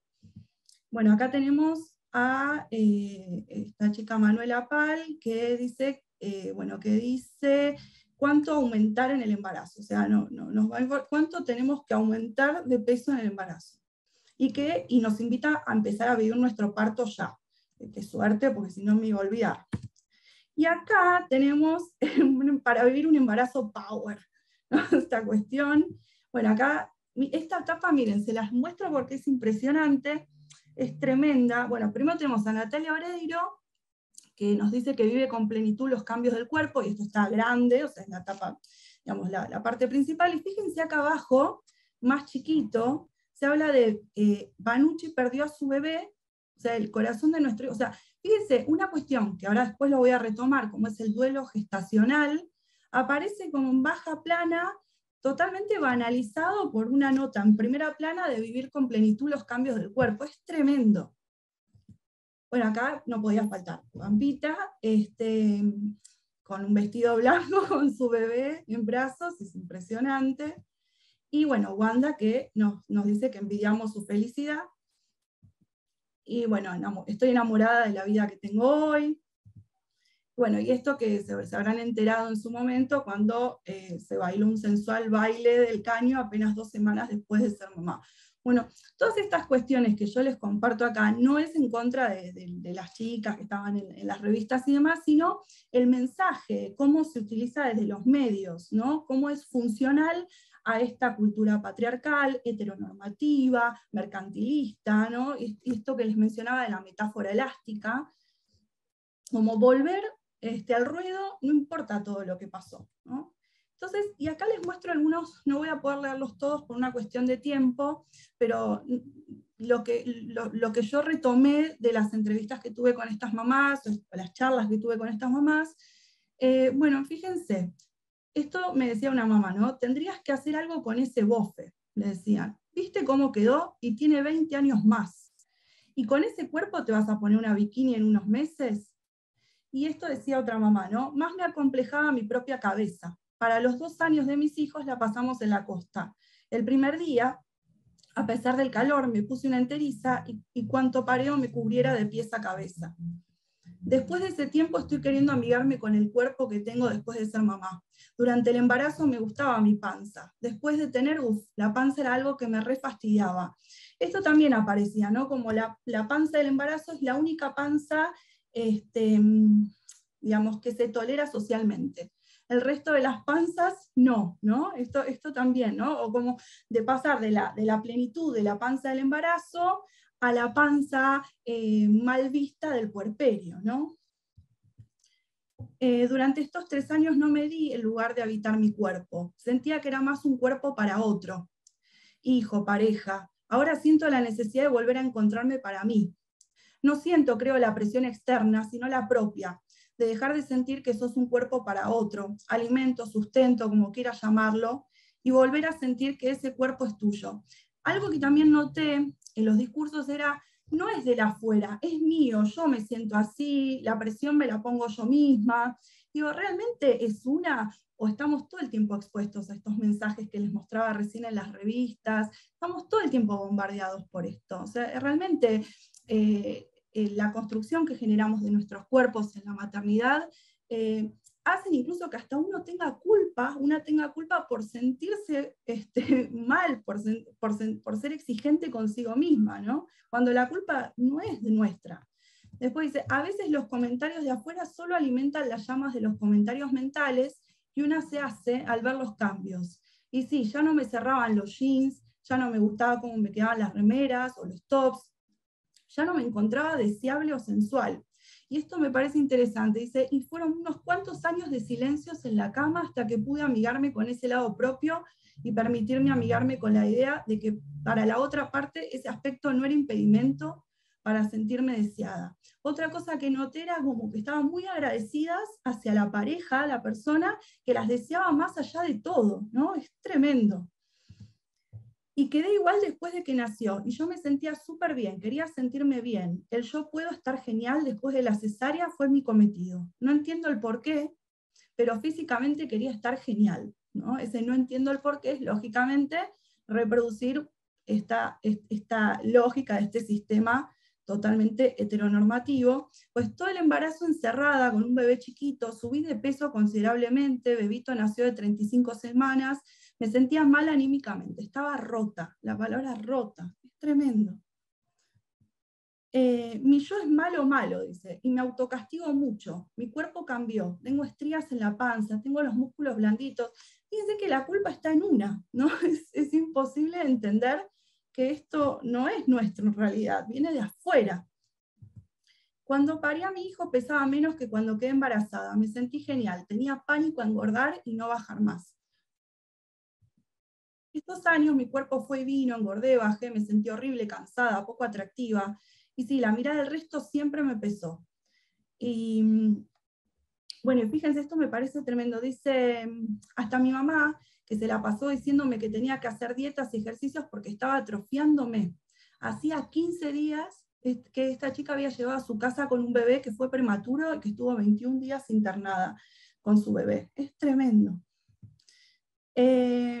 Bueno, acá una mamá que nos cuenta que recién ahora, ya cerca de los 40, se empieza a sentir cómoda habitando su cuerpo. Y bueno, y esto que me pareció clarísimo, que lo dijo una de las mamás, no lo dije yo, dice, lo que pasa dentro de la cabeza de una también son los patrones hegemónicos. Por más que nuestro entorno cercano sea respetuoso y nos ame con el cuerpo que sea, vivimos toda nuestra vida consumiendo gordo-odio.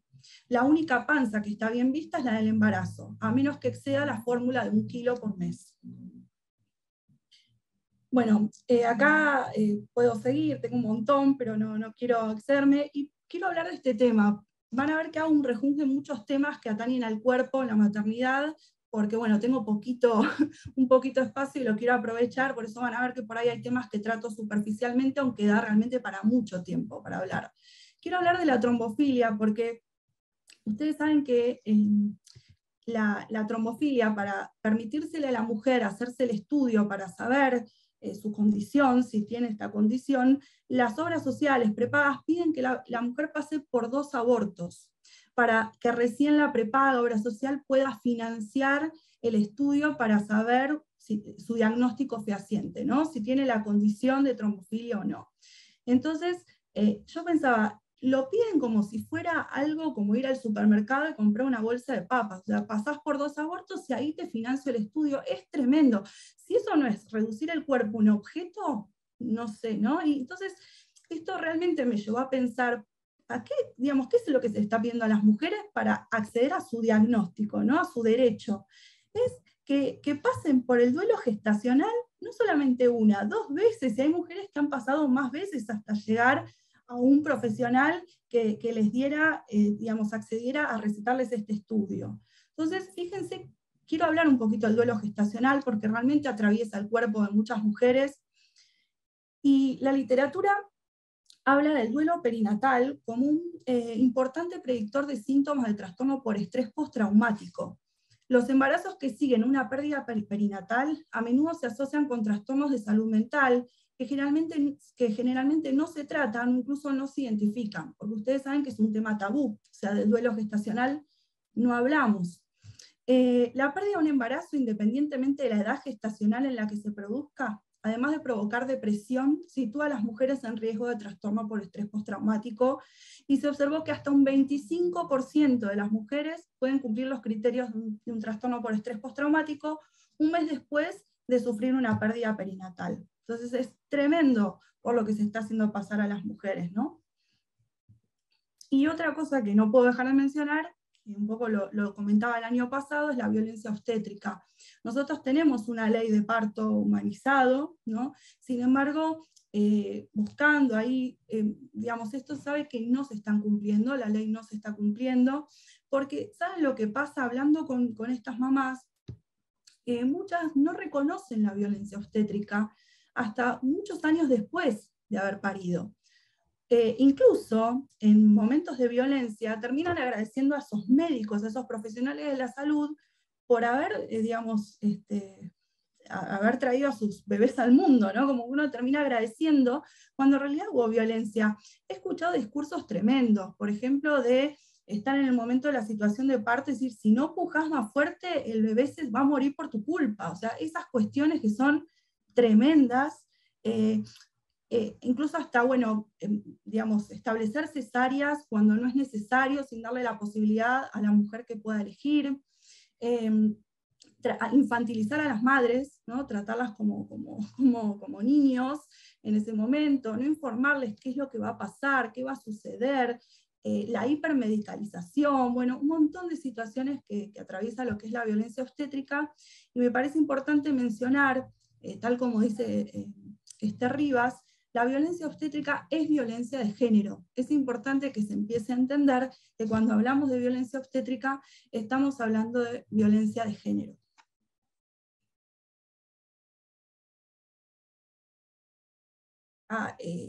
Básicamente lo que proponen es que tenemos derecho a estar informadas, tenemos derecho a decidir sobre nuestros cuerpos.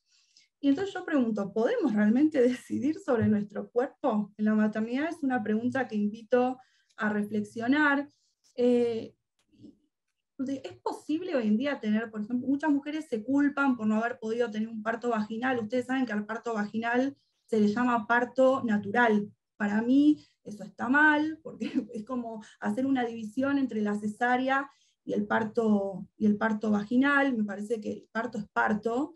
Entonces yo pregunto, ¿es realmente culpa de la mujer haber, es posible tener un parto vaginal cuando hoy en día se sabe que más de la mitad de los, acá tengo el dato, miren que yo sé, 7 de cada 10 mujeres en un hospital privado se les hace cesárea? ¿Sí? O sea, hoy en día los partos son de 9 a 18 horas de lunes a viernes. ¿Es posible para la mujer dar una lactancia exclusiva y exitosa cuando tiene que volver a trabajar? En el caso de las que tenemos privilegios, a los 2 meses, hay mujeres que no tienen ese privilegio, ya es una locura pretender hacer una lactancia exitosa cuando tenemos que volver a tan poco tiempo, ¿no? Y bueno, también estos comentarios se escuchaban, ¿no? Como, me hicieron sentir muy mal porque tuve cesárea, me hicieron sentir muy mal porque no pude dar la teta, porque di la mamadera. Acá les traigo una historia particular mía, muy brevemente. Cuando tuve a mi hija más grande, a Luz, yo fui al curso preparto, ¿no? No tenía idea de nada, lo que venía ni demás, pero en el curso preparto una licenciada en psicología empezó a hablar de los beneficios de la lactancia materna, que no niego que los haya, que es el mejor alimento para el bebé, pero es el mejor alimento para el bebé siempre y cuando la mamá desee dar la teta, siempre y cuando sea el deseo de su mamá, porque es el cuerpo de la madre. Entonces, bueno, esta mujer comentó todos los beneficios, digamos, de una manera muy rotunda, muy agresiva, por ahí para mi gusto. Una mamá con los ojos todos rojos, con la cara roja, a punto de llorar, levanta la mano y dice, no, yo no voy a poder dar la teta porque tomo medicación neurológica. Y se angustió muchísimo, porque bueno, ya todavía no había tenido a su hijo y ya tenía mandatos y presiones que no podía cumplir. Es tremendo. Bueno, entonces, ¿qué pasa? ¿Qué viene ahí? Viene la culpa. La deben conocer, la culpa por no haber tenido un parto natural, la culpa por no haber podido transitar la lactancia, o si transitaste la lactancia, por no haber podido sostener la lactancia por cierto tiempo, por no volver al peso anterior al embarazo, por no poder gestar, por no poder quedar embarazada. Aparece la culpa. Entonces, ¿qué pasa con esto?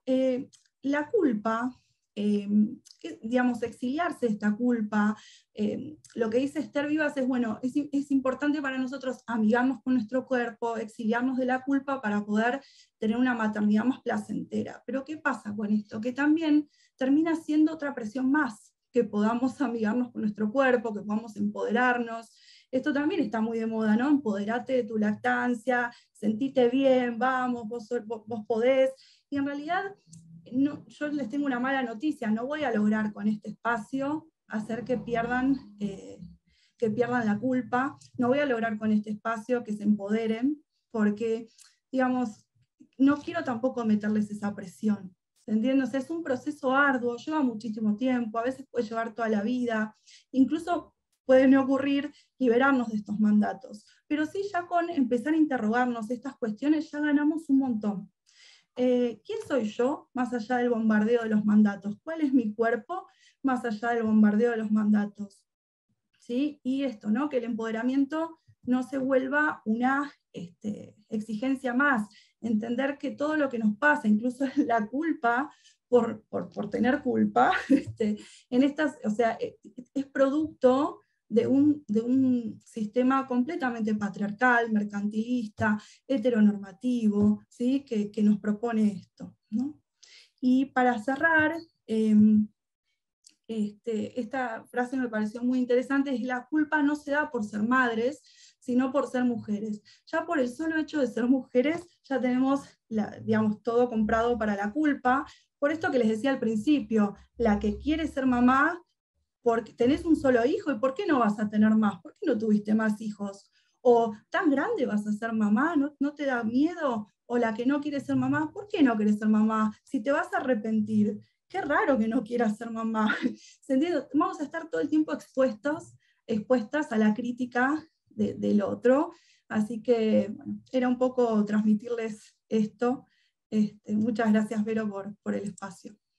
Muchas gracias, Sol, por la presentación. Y bueno, y ahora vamos a nuestro cierre, encabezado por la doctora Alicia Donghi, que es especialista en trastornos alimentarios y problemáticas contemporáneas, así como también justamente es docente de la Universidad de Buenos Aires y coordinadora de las prácticas en variantes de la consulta ambulatoria, así como también de numerosos artículos y libros. Ella nos estará hablando de cuerpo y subjetividad, los ideales y la época. Adelante.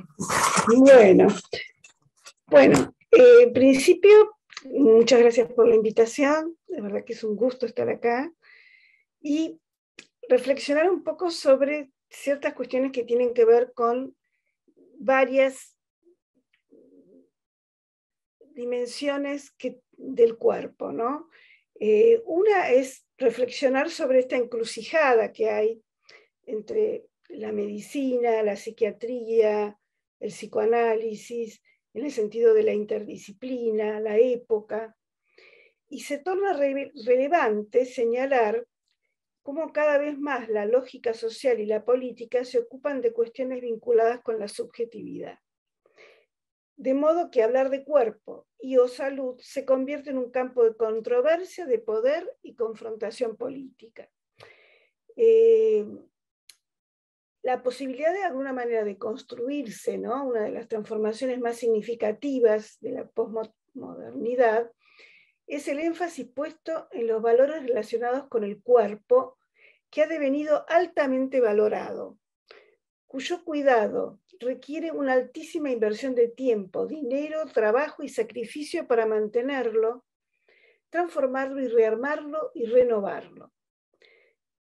La posibilidad de construirse un cuerpo encuentra en esta época de la tecnociencia la puerta abierta para incorporar al cuerpo en dispositivos que posibiliten resolver problemáticas como los déficits orgánicos, y por otra parte, para modificarlo con cirugías estéticas hasta lograr un cuerpo idealizado que se acomode a las exigencias simbólicas de la época, a las demandas consumistas del mercado.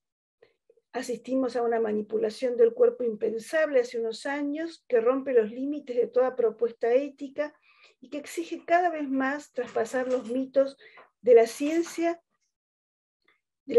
ficción en un sentido. Así es necesario puntuar cómo sobre esta práctica nos advierte de alguna manera Lacan, visionariamente, cuando menciona de alguna manera que dice, ¿no? Es evidente que la gente con la que tratamos, los pacientes, no están satisfechos, como se dice, con lo que son. Y no obstante, sabemos que todo lo que ellos son, lo que viven, aún sus síntomas, tienen que ver con la satisfacción. Satisfacen a algo que sin duda va en contra de lo que podría satisfacerlos. Para una satisfacción de esa índole, penan demasiado. Ese penar de más es la única justificación de nuestra intervención. En ese punto, quería articularlo con el tema de los cuidados, que tiene que ver con el tema de lo real, que decir, ¿no? Hay una frase popular que dice, cuida tu cuerpo porque es el único que tienes. Sin embargo, arriesgaría a decir que es lo primero que perdemos o deberíamos perder para humanizarnos o acceder a transformarnos en sujetos parlantes. Hace unos años, la experiencia horrorosa de tener un cuerpo con sus fibras, tendones, huesos, era patrimonio de la psicosis. Cuchillos en el estómago, que no eran como sí, o los famosos ojos torcidos de Victor Tauc. Hoy, esa experiencia, gracias al capitalismo, con su discurso científico a cuestas, como mencionábamos recién, se ha extendido, por no decir globalizado, y muchos neuróticos escuchan su corazón sin olvidarlo, calculan frenéticamente las calorías de un helado o se someten compulsivamente al bisturí. Ni que hablar de las drogas o medicamentos del mundo feliz de Huxley, que tienen los ribetes de un malestar calculado por la globalización uniformante que marcó el paso del siglo XX al XXI. Frente a la caída feroz de los ideales, de la certeza del ideal y con ello la del amor, pierde su sitial privilegiado el lazo social y el mañana con su poder esperar y desear. El ideal ayudaba con su aparato de representaciones a fijar el cuerpo, darle consistencia simbólica suficiente para producir una metáfora de ese organismo viviente. También domeñaba las pulsiones y les prestaba un hilo conductor que ayudaba al deseo, aún con su déficit represivo, que ahora se tornó depresivo.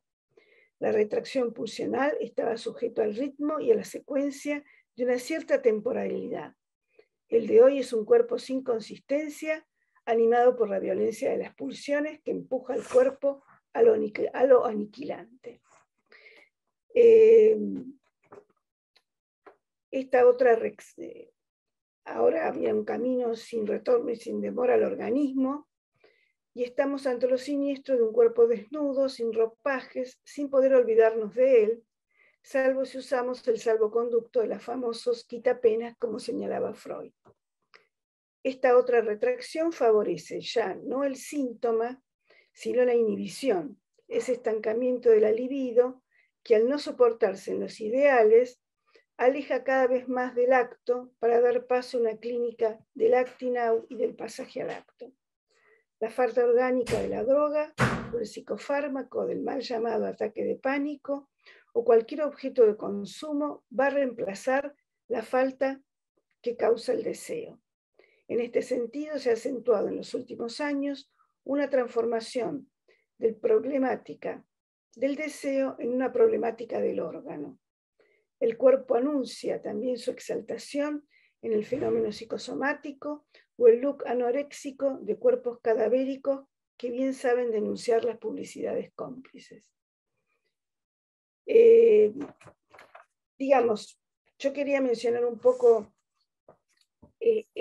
estas cuestiones que tienen que ver con, de alguna manera, lo que se trata a nivel de lo que es el cuerpo en su realidad, en su real, pero también quería transmitir, estas han sido presentaciones de prólogos, quería transmitir algo que más tiene que ver con el tema de la imagen, ya no solamente con el cuidado corporal, sino con la imagen, que traigo a colación, porque me parece muy importante recordarlo en este momento, a Ignacio Leukovic, un historiador justamente, que él nos decía que la frase que él usaba es: si el fundamento actual fuera la imagen, lo excluido sería aquello que la imagen recubre y desconoce, el cuerpo. el rasgo distintivo del sujeto engendrado por las prácticas de los estados fue la conciencia. Un hombre era hombre en la medida que estuviera en plena posesión de sus facultades conscientes. Los locos estaban excluidos, los niños postergados. La lógica de la moda, en ese punto, hace caer ese rasgo. La lógica hace caer los signos válidos por un día. Lo que ayer era un signo, hoy puede ya no serlo sin aviso previo. El que lo porta cae del campo de la mirada. Y si ser reconocido como imagen, no ser reconocido priva del ser, al menos por el tiempo que demora la obtención del objeto cuyo consumo hoy hace signo. Hoy asistimos a la puesta en juego de un doble mensaje del que apenas podemos intuir los alcances. Por un lado, se ofrecen objetos listos para consumir en forma masiva e indiscriminada. En otras épocas era preciso tomarse el tiempo para confeccionar previamente una lista orientadora de objetos a adquirir para ir al almacén. Esto ubicaba en cierta anticipación el deseo, perfilando la pregunta de rigor. ¿Qué quiero? ¿Qué necesito? ¿Qué de lo que quiero o necesito me banco tener? Etcétera. Hoy vamos a grandes supermercados donde se ofrecen multiplicidad de objetos antes de la confección de esa lista, es decir, antes de que los deseemos. Y por ende se nos anula la capacidad de demandar por ellos, en tanto no han sido ni siquiera vislumbrados. Se nos abruma con objetos que todavía no hemos podido incorporar. Se nos satura con la papilla asfixiante ahora de la madre cultura. Luego, al mismo tiempo, al público y sobre todo a algunas jovencitas, se les pide, mejor dicho, se les exige un ideal de delgadez extrema, de privación que entra en contradicción con el anterior mensaje de atiborramiento. Por un lado, el mensaje es come y por el otro, sé flaca. La huelga que la histérica hoy hace al amo es de hambre, porque la nada es lo único que al no venderse en el mercado puede funcionar como señuelo. Por ende, la respuesta no puede ser otra que quedar paralizadas entre el incorporar, el privarse o luego de ambas acciones locamente vomitar. Bueno. Perfecto, Alicia. Bueno, con el cierre de Alicia, vamos culminando, ¿sí?, esta reunión. En realidad les agradezco a todas por estar presentes, por seguir justamente las invitaciones, las propuestas que hago año a año y que están avaladas por la Universidad de Palermo, quien me da el visto bueno para poder justamente convocarlas, para tener un espacio de interacción, para que haya un público diverso y que, bueno, puedan escucharlas en sus diversas producciones que tan enriquecedoras fueron y justamente son y espero que sigan siendo. Por supuesto, directamente que el chat está abierto para los comentarios, las consultas, los interrogantes a las participantes. Desde mi lugar, mi humilde lugar, en realidad les agradezco enormemente por la presencia que han tenido en esta jornada. Y bueno, espero justamente encontrarnos y convocarnos nosotros, que es el mismo plantel estable desde el 2019, a todas ustedes. Así que, bueno, no sé si hay consultas, si hay dudas, si justamente algo quieren decirles a las participantes, por supuesto, está abierto el chat y bueno, ya les va a poder responder a las consultas que tengan. Si no, bueno, les doy un abrazo muy fuerte, muy emocionada estoy con respecto a todas ustedes, ¿sí? O sea, en las exposiciones que año a año a mí misma directamente me convocan y me hacen pensar nuevas cosas. Gracias Lucía, gracias Sol, gracias Fedra, gracias Mabel, gracias Alicia. Muchísimas gracias por todo y por las ricas directamente producciones que realizaron y a los participantes, que por supuesto se los ha invitado y estuvieron convocados. Así que no sé si ustedes quieren agregar algo, las participantes, les doy el micrófono. Verónica, ahí contesto 2 preguntitas que llegaron al chat. Sí, perfecto. El libro, me preguntan, y el libro está disponible en la librería de la Facultad de Psicología de la UBA, que está en la sede Hipólito Yrigoyen. Igualmente, Verónica, te dejo encargada de que si tenés gente que le Perfecto. interesa, nos hagas de nexo para acercarte Sí, a claro unas que sí. noticias y bueno, y que pueda ser quizás más factible, más fácil acceder al material. Así por que te supuesto que agradezco sí. la invitación y te comprometo a hacer el nexo. Sí, desde Gracias. ya. El resto de las participantes, si quieren decir algo, sí. Sí, me pareció por ahí interesante, por ahí que preguntarle justamente a Lucía, ¿no? En relación a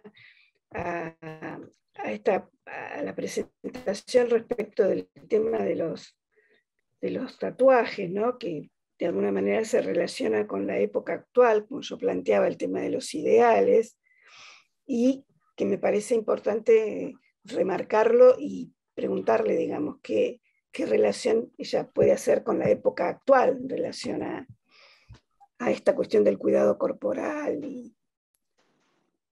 Bueno, gracias, Ali. Yo quería decir 2 cosas. Primero, que muchos de los materiales están en el archivo histórico virtual de la facultad, donde está el archivo del venopático, por ejemplo, con sus originales, y también hay un archivo histórico virtual de género, donde hay muchas fuentes que ustedes pueden consultar entrando a la página de la facultad. Justamente mi enfoque fue tal para descubrir que cosas que están de moda tienen 12.000 años, 15.000 años. El tema de la mujer en el hogar, por ejemplo, es griego, es la masía griega, la domus, estar adentro, el orden doméstico. Entonces, de golpe, me gusta ir para atrás mucho, para ver que muchas escenas nuestras hoy en realidad son antiguas, muy antiguas.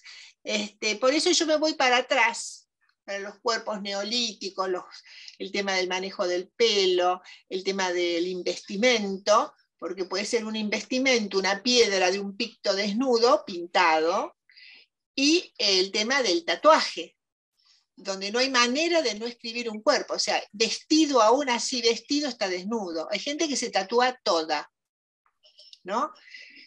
Pero la China de hace 2000 años, esa mujer que tiene las piedritas en el pelo, está totalmente tatuada. Es decir, hay una necesidad simbólica, como vos decís, Alicia, de escritura y de investimiento del cuerpo, el uso de pelucas, de adminículos, de joyas, de aritos, de collares, para manejar el tema de la falta, como decía Mabel, el tema de la diferencia, los adornos.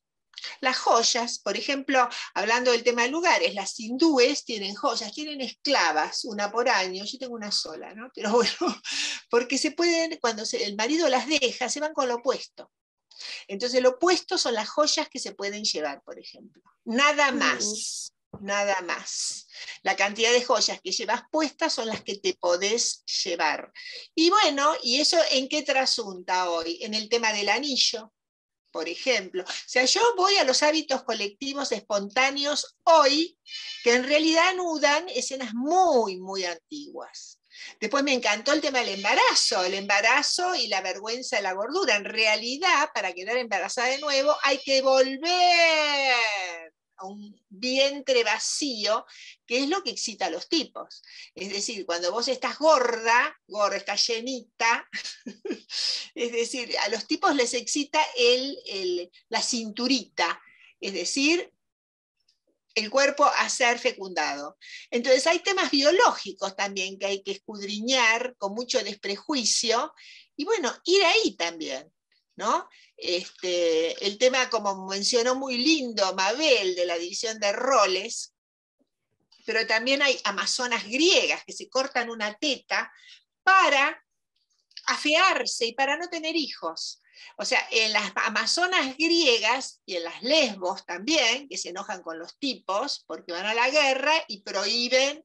Bueno, es decir, hay cosas que están de moda y hay cosas que tienen 3.000, 4.000, 5.000 años. Y a mí lo que me gusta es de golpe recordar eso, porque el pasado no es pasado, es lo que uno tiene puesto en el presente. Miren, el arito, el pelo, el anteojito, la pintura, los anteojitos, es decir, cosas que tienen que ver con investimentos, como diría Alicia con ese concepto tan lindo que como la nada no es negociable,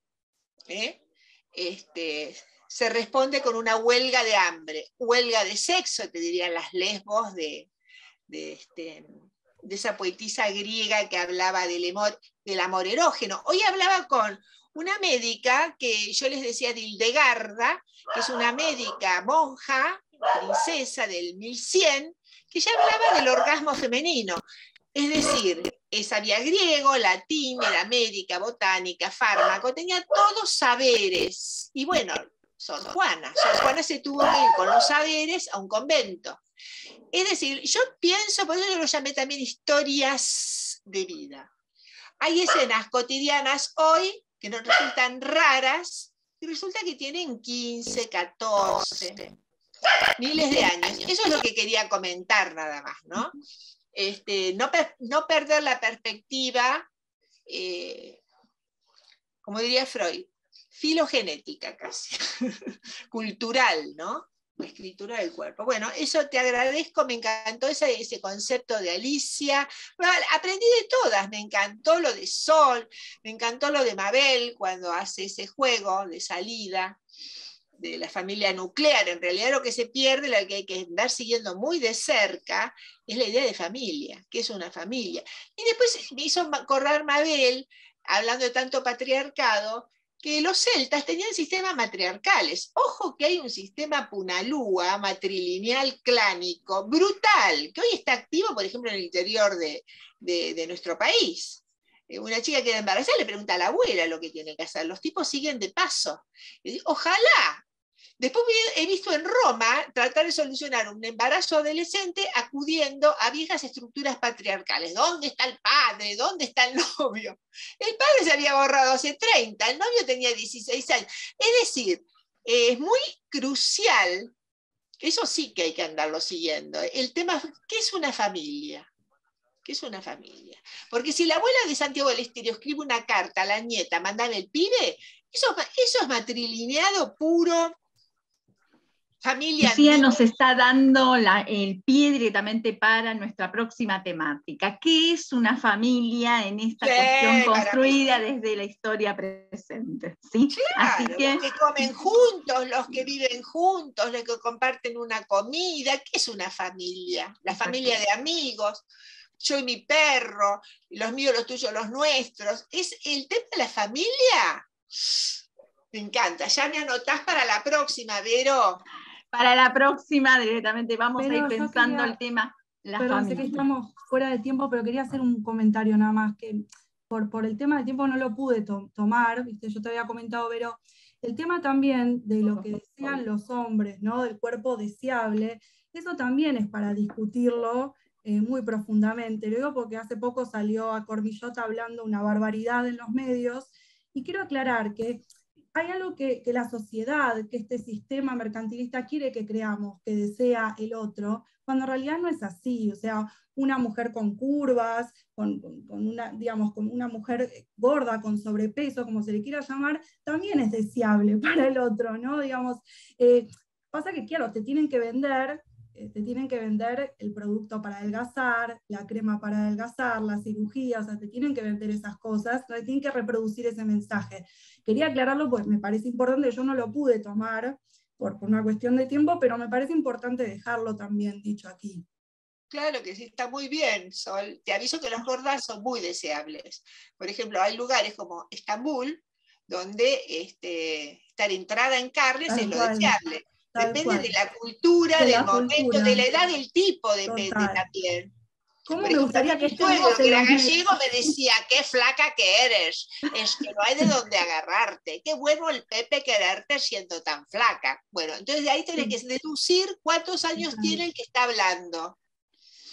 Es un tema, bueno, por eso mejor historias, coleccionar historias y grandes escenas donde uno pueda pensar, jugar.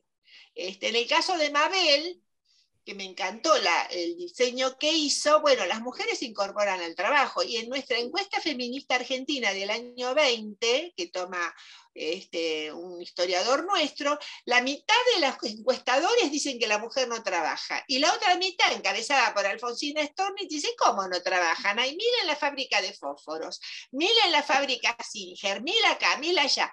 Es decir, unos negaban y las confinaban al hogar, no, si trabaja, ¿quién nos cuida la casa? Y otras que decían que las madres solteras, todo el quilombo de las mujeres que trabajan.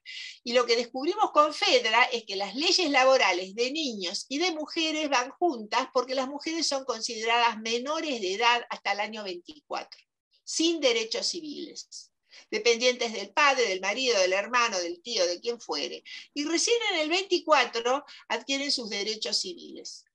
Bueno, hay que trabajar y estudiar las escenas. Los uruguayos siempre las tuvieron así. Por ejemplo, hoy en Uruguay la concubina tiene exactamente el mismo derecho en la herencia del hombre que la casada, por ejemplo. Ellos no hacen esa diferencia. ¿Qué sé yo? Es para ir coleccionando casos esto. Eso me encanta a mí. Quedamos justamente convocadas, ya Lucía abrió el nuevo planteo acerca de qué es una familia, qué son las familias a lo largo de la historia. ¿Sí? Bueno, la voy a encontrar a Mabel también, Mabelita querida, y te voy a decir... El plantel es el mismo, o sea, se verá que... ¿Qué te digo, Mabel, mi amor? Qué igual que estás a tu hija. Envidiosa, bueno, porque yo no tengo hijas, ¿eh? Ojo, por eso te digo. Y nosotros tampoco. Un beso enorme, muchas gracias por todo. Besito, nos vemos Alicia, la próxima. Hermoso todo. Ay, a ver a esa bebé tan hermosa, mostrá Sol. Ay, qué linda bebé, mi amor. ¿Cuánto tiempo tiene la bebita esa? La Bella, ¿cuánto tiempo tiene? Lucía, sí, 3 años. Ay, cosita, mi amor. Bueno, vamos a ver qué día bueno. Besos, chicas, muy lindo. Un beso enorme a todas. Muchas gracias. Chao. Gracias. Si hay preguntas, las mandás después, Vero, ¿eh?